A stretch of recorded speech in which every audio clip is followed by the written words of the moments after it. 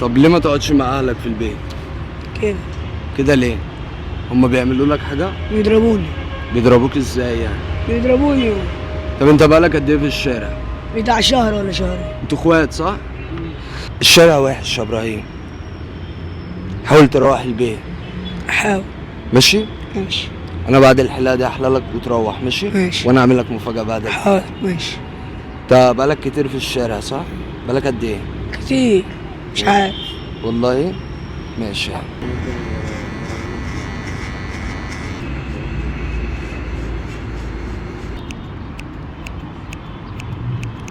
زي ما انت ثانية ارفع. ايه يا عم الحلاوة دي؟ هات ايديك هات ايديك. ادعك ادعك ادعك. بعيد بعيد عن هدومك. هو دي يا عم. مبسوط؟ الحمد بجد لله. والله. كويس. عايز تشوف نفسك؟ اوريك نفسك. الحمد لله. وريني كده. بص شوف الجنان. شوف الجنان. ايه الحلاوة دي؟ بص بقى يا جدعان، هو انت الحمد لله كده صح؟ الحمد لله.